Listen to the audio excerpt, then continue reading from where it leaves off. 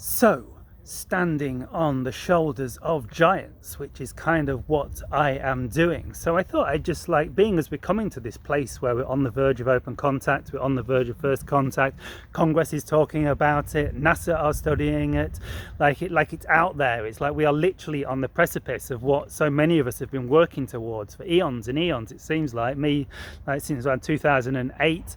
A lot of people a lot longer, and so I'd like to talk, just like kind of pay homage, is that the saying, to and respects to like some of the legends in the world of ufology that have really made this possible. Like we got one like Bob Dean. I don't know exactly, it was so long ago I was all into this, and of course I think I'm going to name 4 that have passed away.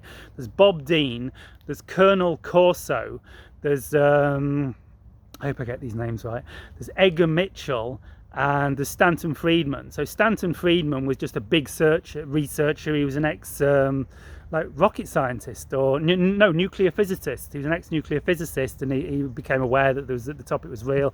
So he did a lot of research. He was kind of famous for like debunking Bob Lazar. That's another story. I think Bob Lazar is probably channeling truth, but I might be wrong. Like Bob Lazar. I don't know what's going on with Bob Lazar. But Stanton Friedman, but he did like a phenomenal amount of research.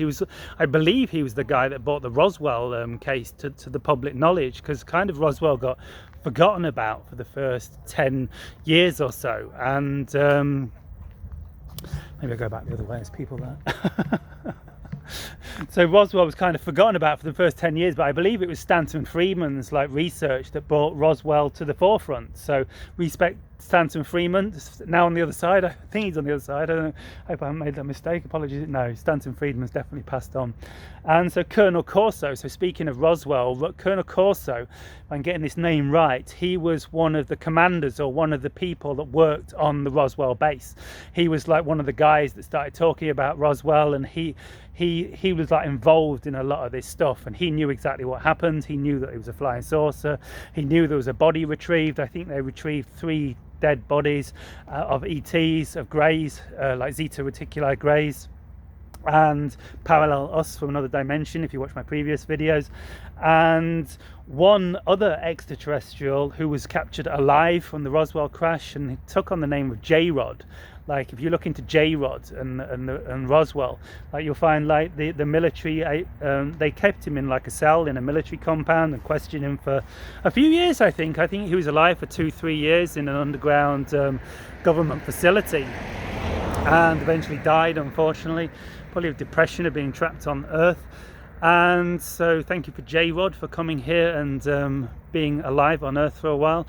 And so Colonel Corso was like one of the military personnel on the Roswell case who was involved with retrieving the craft and involved with the cover-up. And he said like when it happened, he said like they were all concerned on the Roswell base that if they started talking about this publicly, they were going to be labelled as kooks, to use his terminology, and shut down. They would shut them down, and they didn't want to lose their jobs. They enjoyed working there. They had a good job, and they were afraid of being ridiculed and being like labelled as kooks, and like getting the base shut down and losing their jobs. So that's the reason why Colonel Corso said they began to change the story. They retracted the story that they'd received a crash flying saucer and replaced it with the story that it was just a weather balloon. And so, and Colonel Corso talked about this a lot in the final years of his life. So thank you, Colonel Corso.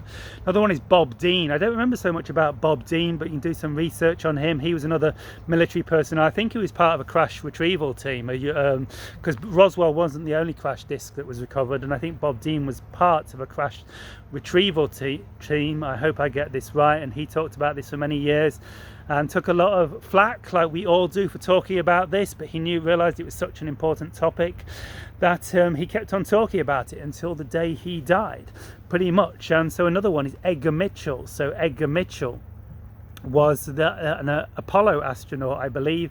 I think he was the 4th man to walk on the moon, so pretty impressive guy. And he talked very publicly for many years about how the extraterrestrial and UFO phenomena was real, and did his best to get the message out to the public. So thank you, Edgar Mitchell.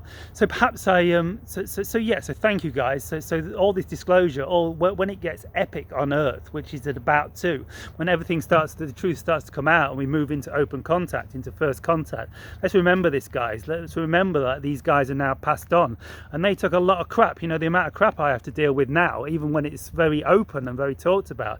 Imagine this like 40 years ago, like the flack you would take for saying you were in contact with extraterrestrials. They must have took a lot of abuse over the years, but they were willing to fight through it because they realized it was so important for the future of humanity. So those are the legends, those are the giants. Thank you guys for being part of open contact and disclosure. Peace, love, light, and Shivai.